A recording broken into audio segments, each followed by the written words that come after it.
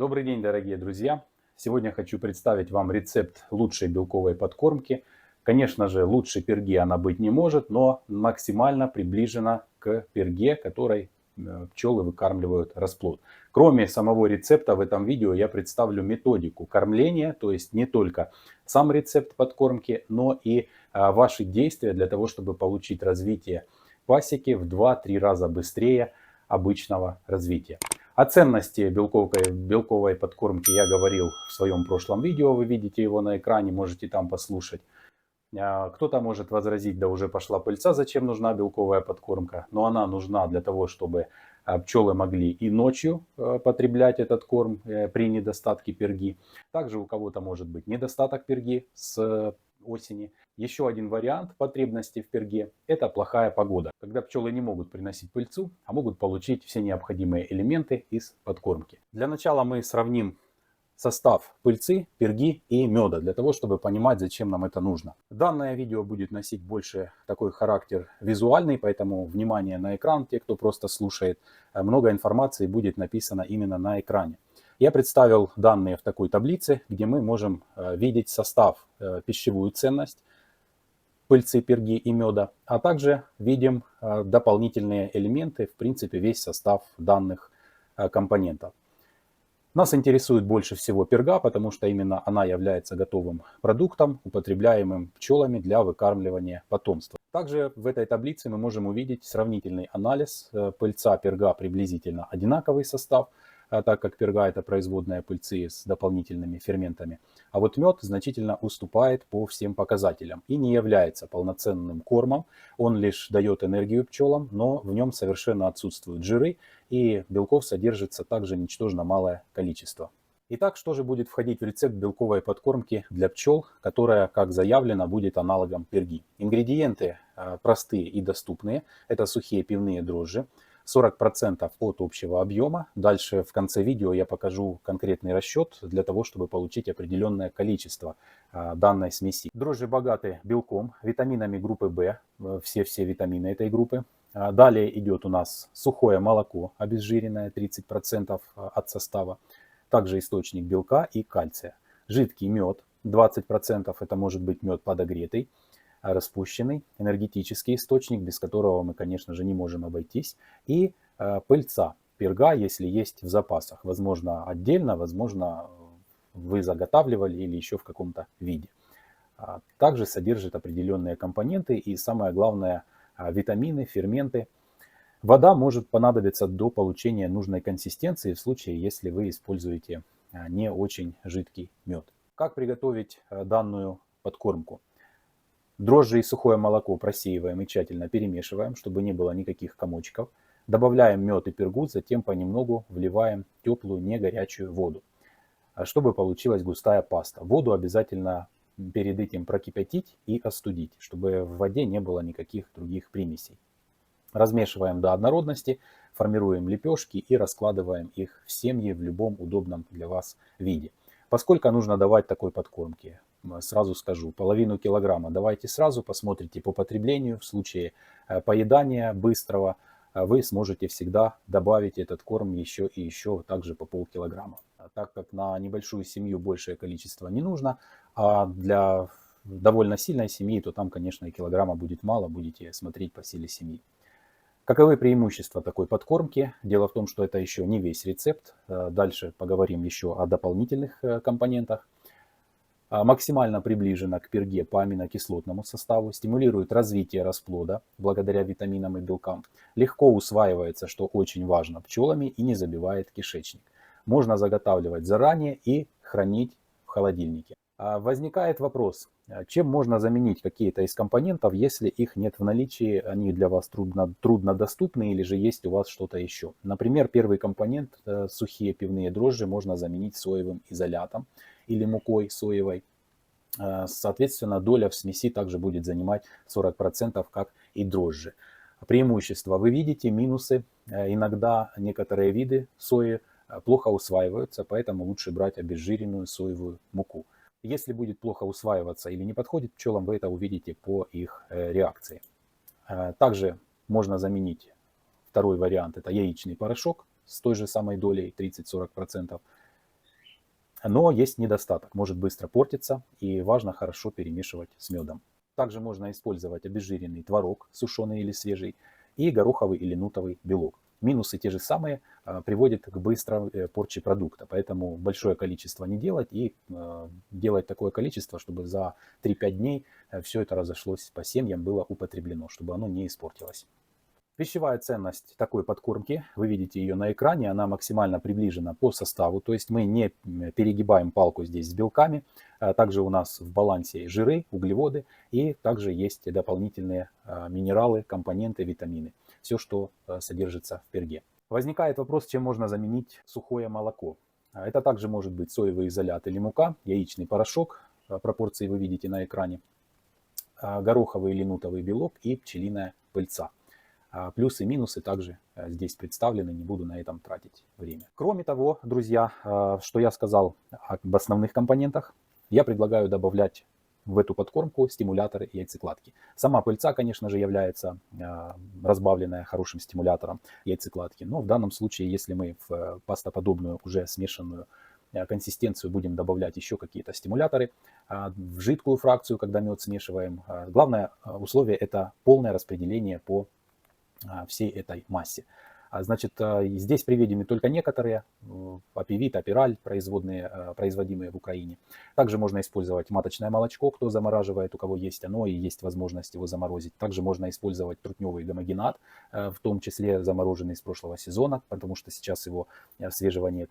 И также сюда можно еще добавить препарат «Здорова бджилка», и также можно добавить кобальт хлористый. Это из тех, которые я проверил на личном опыте. Кроме стимуляторов яйцекладки можно добавить пробиотики. И даже очень хорошо, если вы их туда добавите. Потому что пробиотики позволяют нормализовать микрофлору кишечника пчел, особенно в весенний период. И помогают улучшить пищеварение. А также вот эти представленные дополнительные компоненты помогают усвоить белок. Потому что для того, чтобы он усвоился организмом пчел, необходимо его расщепить. И как раз расщепить возможно при помощи дополнительных компонентов, которые содержатся в перге. Добавляя тем самым пробиотики, мы можем улучшить процесс усваиваемости кишечником пчел всех перечисленных компонентов. Хочу предупредить вас о том, что добавлять стимуляторы и пробиотики в белковую подкормку нужно с осторожностью, потому что важно не переборщить, нужно изучать состав каждого препарата, подробно смотреть компоненты, смотреть, чтобы они не повторялись, потому что вы можете один из этих компонентов чем-то заменить. Есть комплексы минералов, солей, которые добавляются в воду, в корм, в подкормки весенние. И там целый комплекс витаминов, есть специальные витамины, бивит. Я бы не хотел называть название, но все равно вы будете спрашивать в комментариях, поэтому я не беру ответственность за производителей или наличие подделок у того или иного производителя. Поэтому это не реклама ни в коем случае, просто называю те компоненты, которые пробовал. Также это различные пчелопой, бджолосыл, то есть это те заявленные препараты, которые зарегистрированы в Украине, которые содержат минералы, витамины, микроэлементы. И если вы будете использовать какой-то такой комплекс, добавляя его согласно инструкции, то обязательно смотрите, чтобы препараты не повторялись, чтобы вы не добавили какого-то препарата большее количество. Ну и также учитывать тот факт, чтобы количество корма, количество веществ, которые вы добавили, было соразмерно количеству пчел. Потому что, чтобы не было истощения семьи и не было такого варианта, когда расплода будет больше, чем пчел, и при похолодании возникнут болезни расплода. Предупреждаю вас об этом.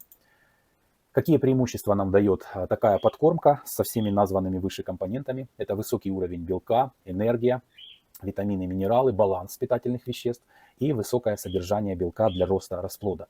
Как я уже говорил, данная подкормка может пригодиться не только в момент раннего весеннего развития, когда нет пыльценосов, она может пригодиться в моменты похолоданий, плохой погоды, дождя, ветра, когда пчелы не способны вылетать для того, чтобы добыть достаточное количество пыльцы. Такая белковая подкормка позволяет труженицам, насекомым, пчелкам круглосуточно заниматься выкармливанием расплода, независимо от день-ночь, когда поступает в улей данный корм. Также содержание влаги определенное в этой подкормке позволит брать уже эту подкормку и сразу употреблять ее для выпуска. И как обещал, представляю вам такой вот непосредственную развесовку компонентов, рецепт на 1 килограмм подкормки. То есть то, что было написано в процентах, это по сути и есть граммы. Если мы возьмем 400, 300, 200, 100 грамм соответственно всего, что здесь представлено, то получим ровно 1 килограмм подкормки. Это удобно, такой расчет удобен тем, что вы, допустим, можете на свои там 7-15 семей умножить, просто разделить, например, если по полкилограмма, или умножить там количество необходимого корма. И таким образом из расчета 1 килограмм на 2 семьи приготовить уже первую порцию, попробовать. И обязательно предостерегаю вас, попробуйте на одной семье, дайте, посмотрите, как она берет, как она накинулась, какая реакция пчел на данную подкормку. В принципе, здесь ничего такого, что может привести к гибели или каким-то последствиям нет, кроме того, что вы можете неправильно добавить какие-то стимуляторы и витамины. Обязательно смотрите инструкции, состав и количество препарата на общую массу корма. И также, друзья, вопрос, если использовать хлористый кобальт, сколько его добавлять, потому что также есть, бывает, он продается даже без инструкций, поэтому инструкция, по сути, перед вами на экране. Стимулирует яйцекладку матки, участвует в синтезе витамина, повышает усвоение белков, что очень важно. И в целом этот препарат проверен очень многими, и ветеринары из лабораторий ветеринарных, кто занимается пчелами, этот компонент всегда рекомендуют. Его действие проверено. Предостережения уже, наверное, 3-й раз звучат от меня, потому что действительно нужно иметь голову и все делать с чувством, с толком, с расстановкой, не превышая дозы, не превышая какие-то допустимые нормы. Смотреть, чтобы кобальт не содержался в других ваших каких-то препаратах. Ну и кроме всего вышесказанного, друзья, главный секрет успешного, бурного, интенсивного развития. Всем, кто досмотрел до конца. Кроме того, что мы получили рецепт и возможные там компоненты для замены ингредиентов, одной белковой подкормки никогда для бурного весеннего развития недостаточно. Ключевым фактором бурного развития будет добавление жидких подкормок в виде там 200-250 мл на семью через день. Если вы будете просто подкармливать слабым, там, 1,5, 1 к 1, 1,5 к 1 сахарным сиропом. Если вы сделаете такую подкормку, поклали белковую подкормку на рамки в районе расплода, прямо на расплод сверху, и поставили кормушечку. В теплые дни обязательно у вас лежит постоянная белковая подкормка, которую пчелы могут брать круглосуточно. Вечером вы наливаете сиропчика через день. 3-4 раза достаточно. В этот сироп можно добавлять также определенные компоненты. Какие, я скажу в следующем видео, потому что этому нужно уделить особое внимание. Это не просто игра или какие-то рекламные моменты. Там нужно тоже иметь мудрость сделать все правильно. Так вот, такая подкормочка, даже обычным сиропом, без всяких добавок, может сыграть ключевую роль в весеннем развитии, потому что будет жидкая составляющая. Это также очень сильно побуждает пчел к развитию. Если у вас будут таким образом простимулированы сильные семьи, которые занимают от 6 и больше улочек, то вы сможете от этих сильных семей, даже слабых, подсилить уже через несколько недель, 3-4 недели вы сможете выровнять всю пасеку.